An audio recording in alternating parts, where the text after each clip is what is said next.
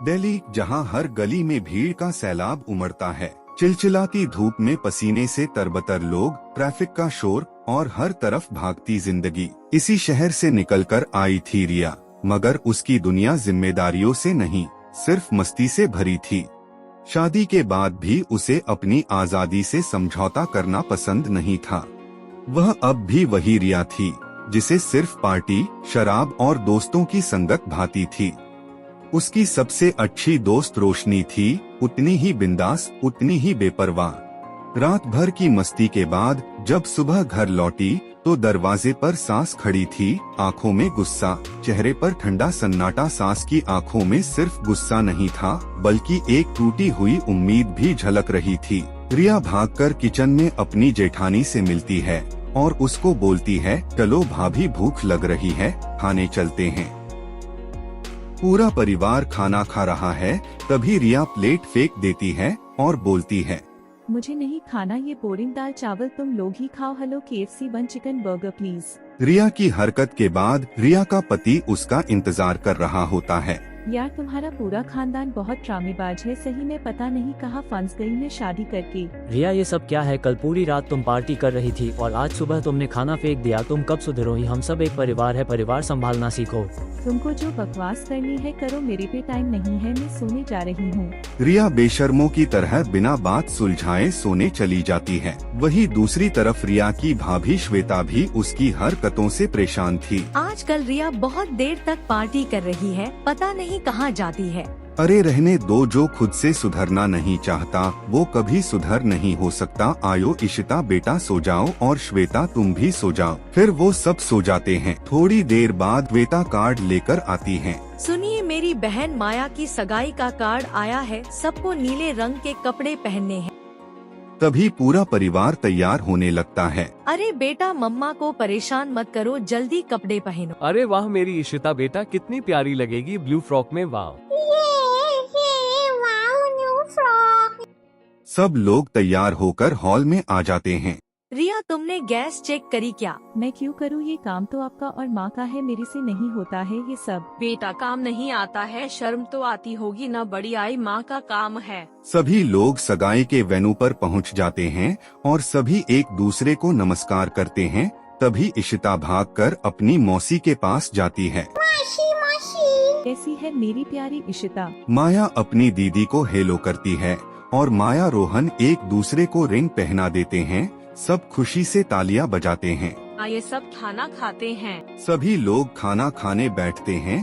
तभी रिया रखी हुई शराब पीने लगती है और नशे में नाचने लगती है। मेरी फेवरेट शराब रखने के लिए thanks my fans, I love you all. पूरा परिवार उस पर चिल्ला रहा होता है और उसका पति उसको उठाकर ले जाता है।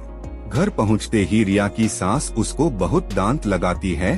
तुम किसी काम की नहीं हो रिया, जाओ अपने मायके वापस चली जाओ, इज्जत खराब कर दिया आज तुमने। वो भागकर अपने कमरे में चली जाती है और जोर जोर से रो रही होती है।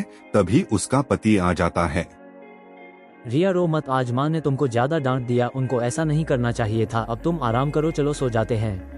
अगले दिन रिया तैयार होकर अपने पति राघव से बोलती है कि मैं आज रोशनी के घर जा रही हूँ बाय, और वहाँ से चली जाती है। रोशनी के घर पहुँचते ही बहुत रोने लगती है और रोशनी पूछती है, क्यों रो रही है?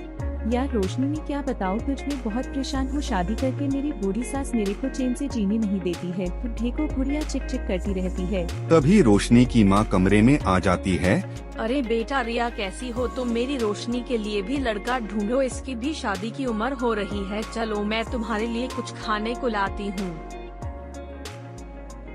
रिया तू टेंशन ना ले, मैं हूँ ना तेरे साथ, हमेशा तेरी बेस्ट फ्रेंड, चल नाच अब। फिर दोनों सहेलियां बाहर घूमने निकलती हैं और मस्त गोलगप्पे खा रही होती हैं। जब रिया घर पहुंचती है तो उसकी सास दोबारा उसे सुनाने के लिए खड़ी होती है, पर रिया इस बार सास को करारा जवाब देती है।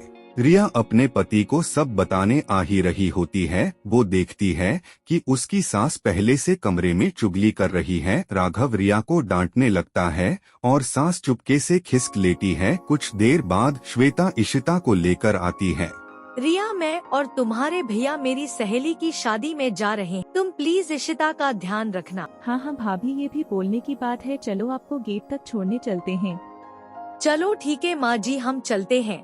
आप अपना और इशिता का ध्यान रखना, हम शाम तक वापस आएंगे। हाँ हाँ, जाओ मजे करके आना। रिया सास को ढेक कर मुंह ही बना रही थी। फिर रिया इशिता को अपने कमरे में ले आई और अपने कपड़े बदलने लगी।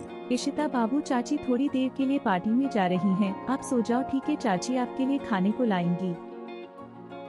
रिया तैयार होकर जा रही होती है। उसकी सास उसको रोकने की कोशिश करती है, पर वो सास को इग्नोर करके चली जाती है। तभी इशिता सोकर उठ जाती है और अपने खिलौने घोड़े पर खेलने लग जाती है। खेलते खेलते वो बाहर आ जाती है और घोड़े से ही टकराकर गिर जाती है। राघव भाग कर आता है और रिया को कॉल करके सब बताता है और इशिता को उठाकर हॉस्पिटल ले जाता है।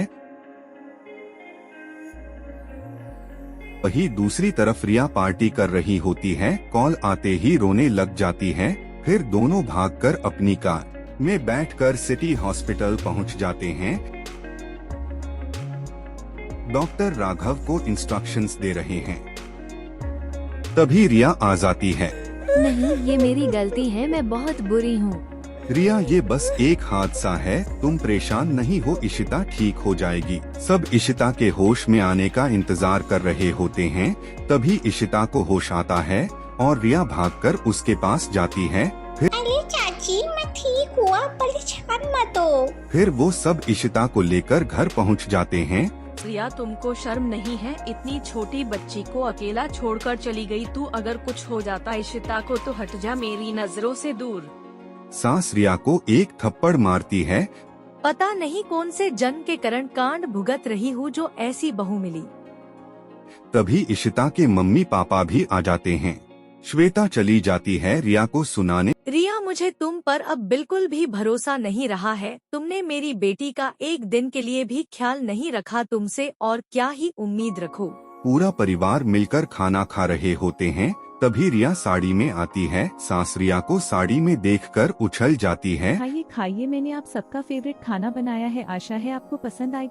आप सब हो सके तो माफ करना। आज के बाद से अपनी सारी जिम्मेदारी निभाऊंगी। एक अच्छी बहू, पत्नी और चाची बनने की पूरी कोशिश करूंगी। 2 साल बाद रिया और राघव को बेटा होता है, जिसका पहला जन्मदिन सब धूमधाम से बना रहे होते हैं। अरे मेरा बेटा अद्विक कितना प्यारा है, मेरा गोलू मोलू बच्चा। मामा लव्स यू, चलो केक काटे। और सब हंसी खुशी रह रहे होते हैं। जिंदगी में सबको सुधारने का मौका मिलता है।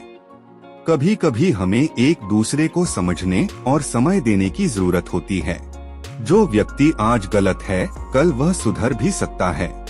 हमें दूसरों को एक और मौका देना चाहिए, क्योंकि हर किसी में सुधरने की क्षमता होती है। चलिए, आज की कहानी यही खत्म होती है। मिलते हैं आपको अगली कहानी में।